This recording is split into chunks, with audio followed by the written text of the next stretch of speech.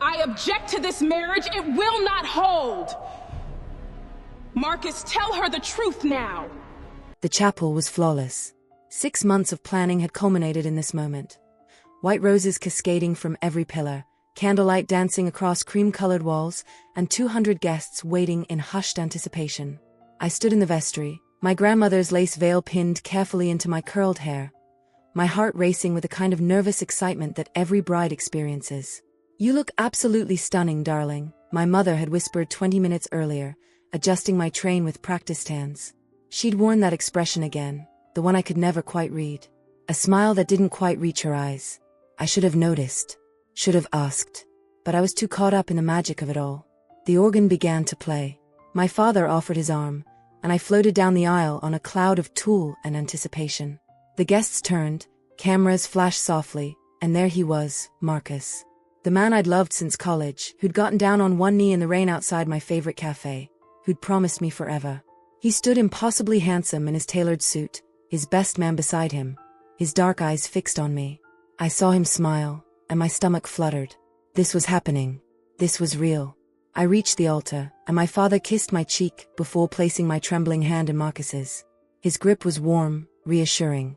He squeezed gently, and I squeezed back. "You're beautiful," he whispered, his voice rough with emotion. The priest began the ceremony. We'd rehearsed this 100 times, but nothing prepared me for the weight of the moment. When the priest asked if anyone objected to this union, there was the traditional pause, the one everyone laughs about because no one ever actually objects. Until my mother stood up. The chapel froze. Guests gasped. My father's hand gripped my arm. I turned to look at her, confused, thinking perhaps she was sick, perhaps there was some emergency. "I object," she said clearly, her voice steady and eerily calm. She walked toward the altar, her heels clicking against the marble floor, and every eye in the room followed her. "Mother?" I whispered, betrayal already beginning to bloom in my chest. This had to be some kind of terrible joke. She didn't even look at me. Instead, she turned to Marcus, and something in her expression made my blood run cold. "Tell her," my mother said. "Tell her what we've been doing. Tell her what you promised me." The room erupted. Murmurs became shouts. My bridesmaids gasped. But I stood frozen, unable to process what I was hearing. Marcus's face had gone ashen. I watched it crumble in real time, watched him release my hand as if it burned him. "Sarah, he started, but my mother interrupted. "Show her the messages," my mother said, her voice sharp as glass. "Show her the hotel receipts. Show her the—" "Stop." Marcus's voice broke across the chapel. He looked at me, and I saw something in his eyes I'd never seen before. Not remorse. Not regret. Resignation. "I can't do this," he said quietly. "What are you talking about?" My voice sounded very far away, as if someone else was speaking through me. He turned to my mother, and in that gesture, in that single turn of his body toward her instead of toward me, I understood. The way she looked back at him. The familiarity in their eyes. The secret language passing between them. "How long?" I heard myself ask. Neither of them answered. That was answer enough. The chapel descended into chaos. My father was on his feet, shouting. My sisters were crying. My friends looked between us with faces full of shock and pity. And I stood there in my grandmother's dress, the one she'd worn in 1955, the one I was supposed to pass down to my own daughter someday, and felt my entire world crumble.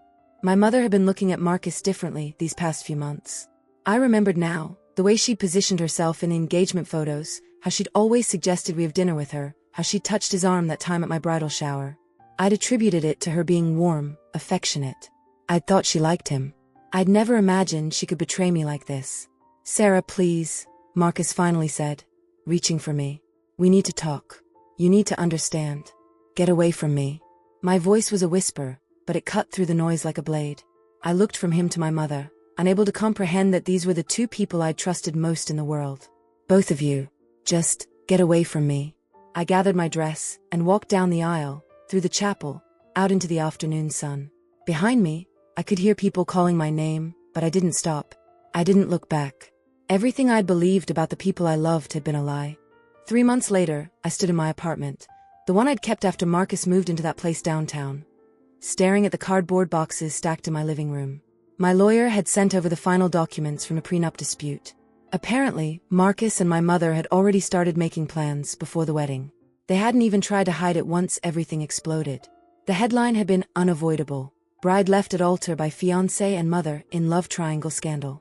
Social media had been merciless, though the sympathy had eventually shifted toward outrage on my behalf. But sympathy didn't fix anything. It didn't erase the photos or the memory of standing in that chapel in my grandmother's dress, or the way my father's hand had trembled when he led me back down the aisle for the second time. This time in retreat. My phone buzzed. Another message from my sister, Jessica. She'd been trying to get me to talk about it for weeks, dragging me to dinner, to therapy, which my insurance was thankfully covering, to things. But I wasn't ready to talk. I was barely ready to survive each day. The apartment was too quiet. The silence pressed against my ears like water. I'd quit my job, not voluntarily, but after 2 weeks of people asking me uncomfortable questions and my manager finally deciding it was better if I took some time. And I had nothing but time now. Too much of it. I opened my laptop and pulled up the email I'd received from my mother 3 weeks ago. I'd read it 47 times, and it never got better. Sarah, I know you don't want to hear from me, and I understand why. But you deserve to know the truth, even if it's too late. This didn't start as betrayal. It started with comfort. Marcus came to me months ago when you two were having problems. You remember? When you thought he was pulling away? He was confused, scared about the commitment. I listened. I was there. And somewhere along the way, I deleted the rest. I didn't need to read about how her feelings had developed, or how they'd tried to resist but couldn't. The excuses didn't matter. What mattered was that she'd chosen him over me. That he'd chosen her. My father had taken it hardest. He barely spoke to me these days, and when he did, it was with a brittleness that suggested he was holding himself together by willpower alone. My mother had apparently moved in with Marcus, and they'd already started looking at houses together. The thought made my stomach turn. The therapist, Dr. Morrison, who wore cat-eye glasses and had an inexplicable obsession with asking me about my feelings around forgiveness, had suggested I needed to find closure. But closure felt like surrender. Closure meant accepting that this had happened, that these were the real people I'd trusted, and that there was nothing I could have done differently. Or could I have? That was the torture that kept me awake at night. I replayed every moment, every conversation, every dinner party where my mother had laughed at Marcus's jokes a little too long. Had I been blind? Stupid? Had I somehow driven Marcus away with my own inadequacies? No. I'd stopped that line of thinking in therapy. Dr. Morrison was very clear. This was not your fault. But it didn't feel that way. A knock on my door startled me out of my spiraling. I wasn't expecting anyone. Jessica had learned that showing up unannounced was not welcome. I opened it to find my grandmother standing in the hallway, still dressed in her coat and hat from outdoors, holding a small suitcase. Grandma? I hadn't even known she was in the city. Hello, dear, she said simply. Your father called me. Said you weren't doing well. Thought you might need some company. I'd inherited my ability to compartmentalize from her, I realized. She didn't fuss or ask questions. She simply walked past me into the apartment, assessed the situation. The boxes, the darkness, the evidence of someone barely functioning, and set down her suitcase. I'm going to make some tea, she announced. And then we're going to do something with this place. Grandma, you don't have to. Sit, she commanded, pointing to the Kit Morrison table. He said, while she bustled around with the kind of efficiency that came from a lifetime of mothering and grandmothering, I found myself finally crying. Not delicate tears, but the kind of heaving sobs that come from a place so deep you didn't even know it existed. She didn't try to comfort me with words. She simply placed a cup of tea in front of me, sat down across from me, and waited.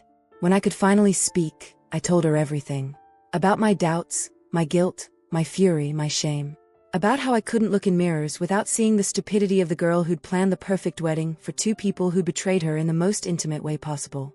I wore your dress, I whispered. I'm so sorry. I wore your dress too. Sarah. My grandmother reached across the table and gripped my hand. Listen to me. That dress is a dress. Your marriage would have been a marriage. But betrayal, that's theirs. Not yours. Not anymore. How do I just move on? How do I forgive?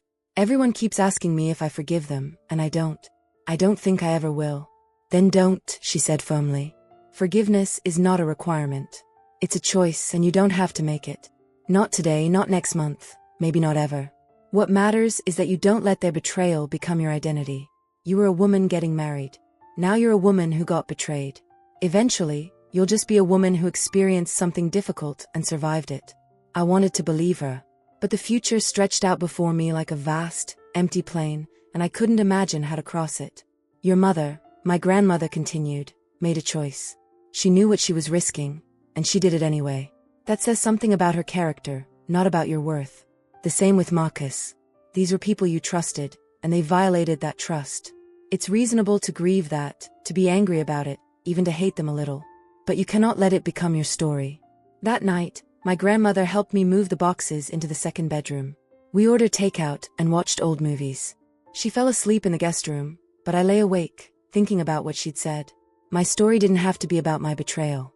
It could be about something else, about resilience, about learning, about the slow process of rebuilding what had been broken. It wouldn't happen overnight. I still had days where I woke up thinking about Marcus, about the life I'd planned. Days when I saw a couple on the street and felt that sharp stab of envy. Days when I wondered if my mother was happy, if it was worth it, if she ever thought about me. But there were also moments, small ones at first, when I wasn't thinking about them at all. When I laughed at something ridiculous on my phone. When I went for a run and felt strong in my body. When I cooked something new and it actually tasted good. 6 months after the non-wedding, I started volunteering at a community center, helping with their administrative work. I needed something to do, somewhere to be, and the distraction was welcome. But I also discovered that I was good at it, that people appreciated my help, that I could create something without someone else tearing it down. A year later, I went to dinner with my sister. We'd slowly repaired our relationship. She'd been just as betrayed as I had, discovering that our mother was someone we didn't know at all. Dad's doing better, Jessica told me. He's been seeing someone, a woman from his book club. I should have felt something, betrayal perhaps, that he could move on while I was still stuck. But instead, I felt relief. He deserved happiness. We both did. I'm happy for him, I said, and I meant it. Jessica studied me carefully. You seem different. Better. I'm not fine, I said carefully. I don't think I'll ever be fine with what they did. But I'm someone now who experienced something terrible and didn't let it destroy me. I think that's good enough. It wasn't the fairy tale ending I'd imagined in that chapel, waiting to walk down the aisle. But it was real, and it was mine, and that was worth something. As I walked home that evening, I passed a bridal shop, and for the first time, I didn't feel that crushing sadness. I thought about my wedding dress, still hanging in my closet in its garment bag. I'd considered donating it, burning it, donating it to Goodwill, anything to get rid of it. But I kept it. Maybe someday I'd laugh about it. Maybe I'd wear it again, altered and transformed into something new. Or maybe it would just hang there as a reminder. Not of my failed wedding, but of who I was before and who I'd become after. Either way, it was no longer a symbol of someone else's betrayal. It was just a dress, and I was finally ready to stop letting it define me. This question is for you. If your own mother betrayed you like this at the altar, would you ever forgive her? Was Marcus more wrong for cheating? Or was the mother's betrayal the real, unforgivable crime? Be honest. If you were Sarah, would you walk away quietly or destroy both of their lives after the wedding scandal?